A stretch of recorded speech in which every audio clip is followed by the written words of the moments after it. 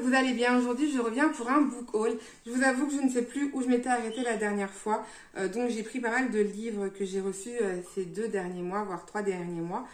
Donc, j'espère qu'il n'y a pas de redondance, sinon je m'en excuse.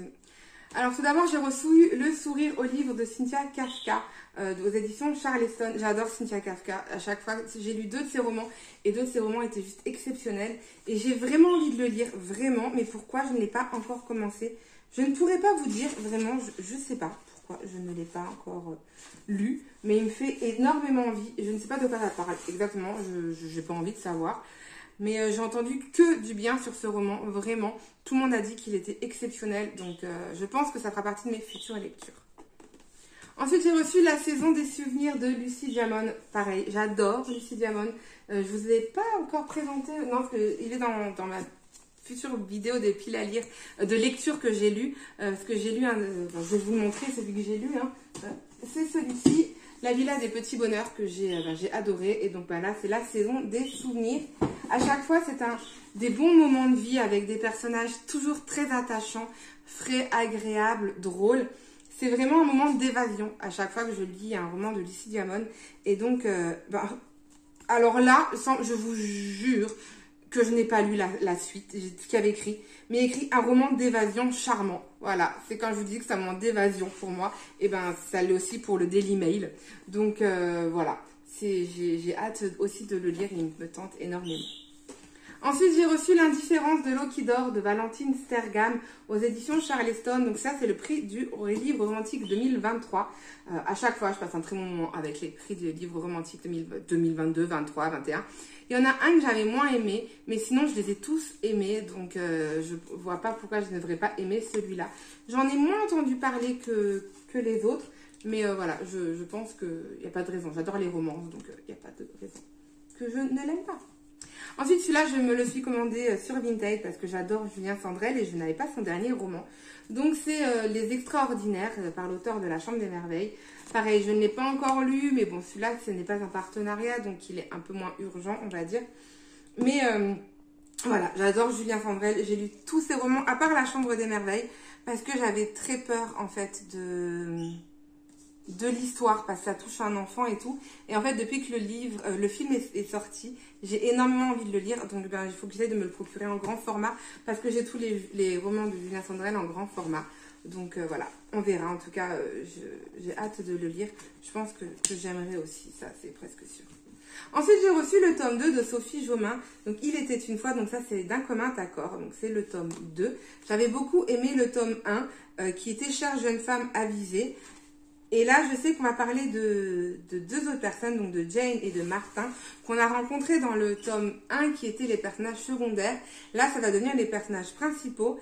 Et à ce qui paraît, celui-là, il est encore plus fort, plus touchant que l'autre. Donc, j'ai hâte, parce que déjà, le premier était assez fort et touchant, avec cette histoire, avec ses enfants, ce petit garçon qui ne pouvait pas sortir de sa chambre, et ce père qui était complètement effondré, enfin, qui gérait mal et tout. Bref, là, j'ai hâte de voir de quoi il va en être question. Ensuite, j'ai reçu le tome 2 des héritières de Lowenhof, Le secret de Mathilda de Karina Baumann. Je vous en ai parlé dans peut-être 2 ou 3 derniers points lecture. J'avais lu le tome 1 que j'avais beaucoup aimé. Donc là, on va faire la connaissance de Mathilda, qui est la fille du personnage principal du tome 1. Et donc, ça va être un petit peu la suite de ce qui va se passer. On va refaire... On va revoir un petit peu ce qui s'est passé, pourquoi, voilà, la suite, quoi. Je sais pas quoi vous dire de plus, en fait, je suis en train de bégayer, parce qu'en même temps, je suis en train de lire pour savoir ce qui se passe, en fait. Je vois qu'on va parler de Agneta, donc je sais pas trop ce qui va se passer. En fait, Mathilda, ah oui, voilà, Mathilda n'est pas la fille de Agneta, maintenant que je m'en souviens, ça y est, je suis en train de tout relire. Bref, je vois qui est Mathilda, je vois qui est Agneta, je vais pas tout vous raconter, parce que si vous lirez le tome 1. Mais il me fait très envie et il faut que j'arrête de regarder la grille de couverture, sinon la vidéo va ressembler à que dalle. Ensuite, dans les éditions Nami, j'ai reçu La bibliothèque des petits miracles de Freya Samson. Donc voilà, j'adore les éditions Nami. Je vais vous en parler dans le prochain point lecture. J'ai déjà tourné le point lecture où je vais vous en parler. Je sais pas si c'est le prochain ou celui d'après. Je crois que c'est le prochain. Donc j'adore vraiment, à chaque fois, c'est des trucs super sympas. Donc là, c'est son premier roman et c'est devenu un best-seller. Il est en cours de traduction dans 12 langues. Donc voilà, je ne sais pas trop de quoi ça va parler. Je vois qu'on parle de pages de livres préférés. Enfin, j'imagine que ça va être encore... Ah non, il y a plusieurs chapitres. Ah non. Je pensais que souvent, en fait, dans les éditions d'Ami, les romans, c'est il va y avoir 6 histoires dans un roman. Mais là, non, c'est en chapitres. Donc bah, voilà, je suis encore plus curieuse de voir ce qui va arriver. Celui-là, je l'ai reçu hier. Donc, il sort le 21 septembre, donc vous pouvez vous le noter. C'est Dentelle, Béquille et Revolver de Isor de Saint-Pierre aux éditions L'Archipel. Donc, clairement, ça va être un petit cosy mystère. Donc là, on parle de Slany de Malvoisie, qui convie ses proches à une réception dans son orangerie pour fêter ses 92 ans.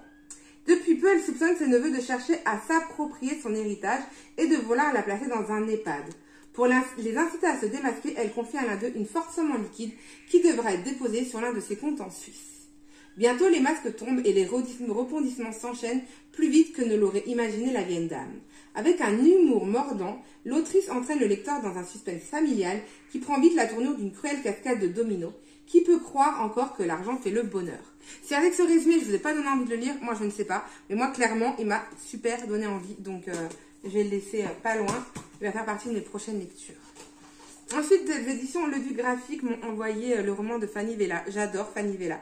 C'est la 3e BD d'elle que je lis. J'ai déjà, je sais plus comment ils s'appelaient les autres.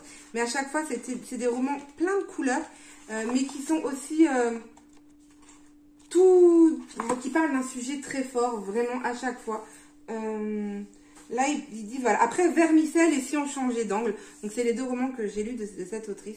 Donc là, il va être question d'intimité, de sexualité, d'estime de soi. Le combat d'une héroïne encombrée par un corps qu'elle ne comprend pas.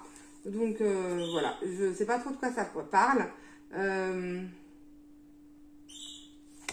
Mais je pense que ça peut être aussi super sympa. Enfin, en tout cas, moi, j'ai clairement envie de le lire et je sais que les romans de Le Duc, je les lis très vite parce que c'est des romans que j'adore et j'apprends beaucoup de choses aussi là-dessus. J'avais appris, je ne sais pas d'ailleurs, c'était pas avec elle. Et si on changeait d'angle, je ne sais plus. Mais grâce aux éditions Le Duc, j'ai découvert le MDR et c'est quelque chose que je vais, grâce à ça, faire moi également. Et voilà, donc comme quoi on en apprend toujours et c'est génial. Ensuite, j'ai reçu un roman de la rentrée littéraire des éditions Charleston qui est Dans la forêt des larmes de Glendy Vandera. J'avais adoré, alors je ne sais pas où il est, le roman de cette autrice que je ne sais plus où il est, qui c'était Là où les arbres rencontrent les étoiles, que j'avais dévoré, que j'avais adoré, j'avais pleuré, j'avais vécu, je crois, toutes les émotions en une dans ce roman, tellement j'avais aimé. Donc là, j'ai super hâte de le lire. Le seul truc, c'est qu'il est un tout petit peu plus gros que l'autre. Hein. Il fait presque 600 pages, alors que l'autre, je pense qu'il n'en faisait même pas 400. Mais voilà, il me tente énormément, j'ai hâte. Je ne sais pas du tout de quoi ça parle, hein. Je ne sais pas de quoi ça parle, mais s'il est aussi bien que son précédent, eh ben, je pense que je vais m'éclater. Et d'après ce que je commence à voir sur les réseaux sociaux, eh ben, je vais pas être déçue. Ensuite, j'ai reçu La poussière de ses souvenirs de Suzanne Abel des éditions Charleston. Donc là, on va parler de guerre, d'histoire de vie. Donc on va parler, on va parler d'Allemagne. On va être à Cologne, je n'en sais exact, voilà. C'est un livre bouleversant qui lève pour la première fois le voile sur un pan méconnu des années de l'après-guerre, le Brown Baby Plan, lors duquel des millions d'enfants allemands arrachés à leur mère furent envoyés aux États-Unis. Donc clairement, je n'étais pas au courant, donc voilà, j'ai appris avec le résumé ce qui s'est passé et j'ai hâte de lire ce roman pour en apprendre plus. C'est vraiment j'adore apprendre avec les livres et je pense que ça va clairement le faire. Il fait 550 pages, mais voilà, il faut que je m'y mette. Et la dernière BD que j'ai reçue, c'est Pourquoi tu te moques? Grandir avec l'X fragile. Donc voilà, c'est des éditions Le Duc Graphique, encore une fois. Et donc il y a écrit, je m'appelle Mike. Et ma maman, j'ai beaucoup de choses à dire, mais on ne m'écoute pas. Alors ma maman a eu l'idée de prendre la parole pour moi, afin de vous raconter toute la richesse que ma différence implique. Contrairement à ce qu'on peut penser, la nature nous a peut-être privés de quelque chose, mais en retour, elle nous offre tellement. Le fils d'Emily White a 2 ans lorsqu'il est diagnostiqué X fragile, une maladie génétique rare et méconnue comme première cause de déficience intellectuelle héréditaire. À travers cette BD illustrée, sa mère nous livre un témoignage engagé et poignant sur le quotidien de son fils, son amour pour lui, la fierté qui lui inspire et tous les apprentissages qu'il apporte pour changer le regard sur la différence. Et ils disent que ça met entre toutes les mains pour changer le regard sur le trouble du développement intellectuel.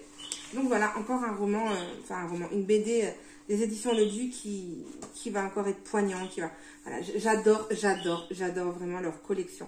Et il faut foncer. Je vois rarement des BD sur les réseaux sociaux et je trouve ça vraiment dommage parce que ceux-là, ils sont juste excellents. Donc voilà pour mon petit book haul. Je trouve que j'ai été gâtée, mais j'ai été raisonnable. J'essaie d'être quand même un peu plus raisonnable dans mes demandes parce que ça sert à rien de demander si on ne peut pas lire, clairement. C'est pas très respectueux. Donc voilà, je suis super contente et je vous reparlerai prochainement de tous ces livres comme d'habitude. Donc sur ce, je fais de gros bisous, je vous souhaite une bonne journée, une bonne nuit, tout ce que vous voulez et je vous dis à très vite. Ciao!